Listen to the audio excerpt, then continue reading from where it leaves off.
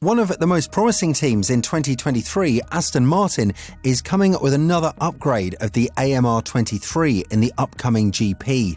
The Silverstone-based squad found a promising performance in the first two events of the year. However, reliability issues in Jeddah saw Stroll end his race prematurely, so this is definitely something that needs to be worked on in the following period. But that's already in the past, and Aston Martin is now looking to challenge Red Bull even further down the pipe, as much as it doesn't sound very promising, and we're looking forward to it. Stick around with us to find out what's in store for the AMR23.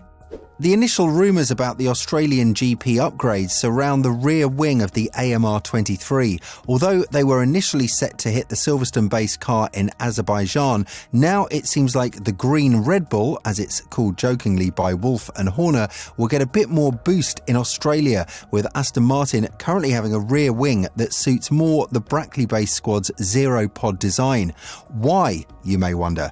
Well, the fact that they're Mercedes customers says it all, and even though the design differs massively compared to Mercedes, that doesn't necessarily mean that the parts will differ as well.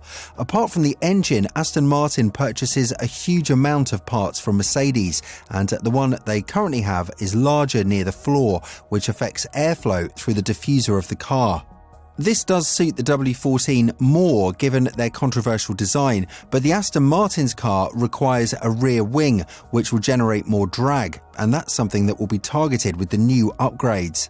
Despite Alonso getting the third spot on the podium for both races this season, the goal is now clear: challenge Red Bull after establishing itself as the second fastest team on the grid, ahead of Ferrari and Mercedes. Even though immediate fixes are now a very distant goal for every team on the grid due to the financial constraint of the budget cap, Aston Martin introduced a slightly modified DRS flap to reduce resistance. So given the fact that the Australian GP is a track that asks for lower loaded wings, we're about to see some huge performance boosts out of the green engineering miracle. Yep, Red Bull are likely to win it all for the third consecutive time, but that doesn't necessarily mean that they're going to win every race until the end of the season, at least not without the challenge being presented to them.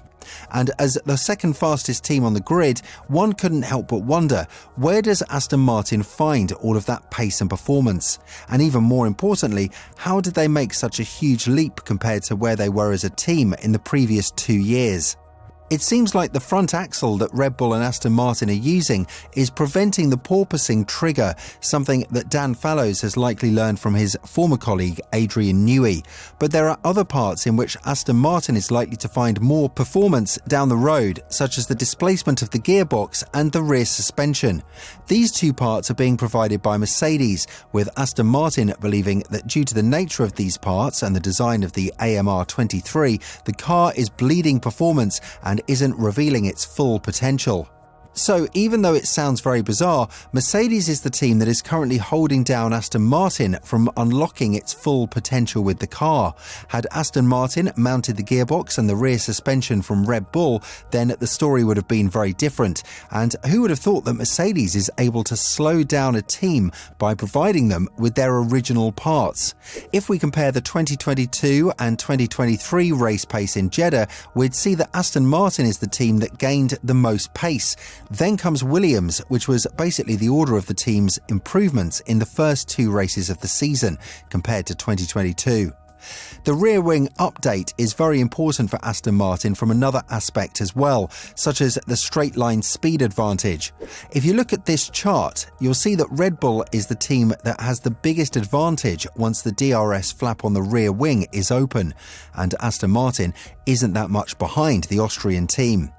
Compared to the other two teams, Ferrari and Mercedes, Aston Martin is gaining more speed, which effectively makes them the second fastest car out there once they hit the start-finish line or any other DRS sector, and in Australia they'll have a couple of those to combat. But is it all Wonderland back in Silverstone? It seems like the disappointment at Aston Martin is starting to rise little by little, and even though they had the best start of the season they could have possibly hoped for, that isn't enough for a majority of the engineers. After a report that saw one senior aerodynamicist leave the team for McLaren, it seems like a number of other engineers decided to leave the team as well, but we'll get to that later in the video. Let's continue with Aston Martin's upgrades and the expected pace in Australia. If you think that the upgrade in the rear wing isn't going to help Aston Martin catch up with the Red Bull, we have one fact for you. Alonso's time in the corners was pretty much the same as the ones of the Red Bull, but the two-time world champion lost around half a second compared to the RB19 in the straight line zones. This is where Red Bull managed to gain the most advantage, and the reports say that even though the RB19 and the AMR23 are very similar in design, the rear diffuser and the back of the car are where Perez and Verstappen are able to make the difference. One of the things that makes the current diffuser less efficient on Aston Martin is the fact the Mercedes gearbox is much bulkier, and as we mentioned earlier in the video, the Silverstone-based squad aren't able to copy the diffuser of the RB18 because the car is purchased entirely from the former world champion team. With a bulkier diffuser, the airflow is massively disrupted, and that interferes with the amount of speed that the AMR23 can achieve, particularly on the main straights. There are reports that say Alonso lost half a second on the straight, paying more than 10 km an hour top speed against the RB19s in Jeddah in the two qualifying sessions that have happened so far. Therefore, it's evident that the Silverstone-based team will work on the rear wing upgrade as soon as they can, as it's most likely it will be brought to Australia, a track that requires lowly loaded rear wings. But there is something else we wanted to talk about in this video, and that's the leak of engineers that is currently happening at Aston Martin. A source close to the team says this particular leak has been labelled as a worrying one, claiming that off the back of Alonso's surprise back-to-back podiums behind the Red Bulls, 3 aerodynamicists parted ways with Aston Martin. One of them is Mariano Alperin, who chose to share his knowledge with McLaren, and the other two are Guru Joel and Grant Kennedy, with the latter one also heading to the Woking-based squad as well. If you're wondering where Joel has gone, he's joined another struggling team, AlphaTauri, which is in desperate need of staff that can work their way through the troublesome car.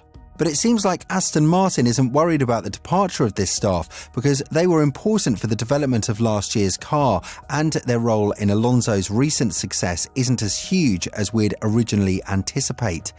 On the other hand, Mark Surer, a former Formula One driver, insists that suggestions Alonso may already be in a position to secure his coveted third driver's title are premature, as he said, it will only be possible if other drivers drop out. If Red Bull continues to have problems with reliability, Alonso will certainly have a chance. Otherwise, Aston Martin need to develop the car better than Red Bull. It's an advantage that Aston Martin was ranked so low last year, because with the wind tunnel time, that can pay off during the course of the season. Remember that Red Bull is expected to drop the ball somewhere in the middle of the season, when the pain from losing so much time in the wind tunnel and CFDs is about to hit the team. And this is exactly where Ferrari and Mercedes, as well as Aston Martin, are going to look for a chance to strike. With this in mind, what do you think about the upgrades that Aston Martin is bringing to Australia? Do you think that it will help the team achieve what they want to so early in the season? Win a race with such a dominant RB19 ahead of them? Let us know in the comments below.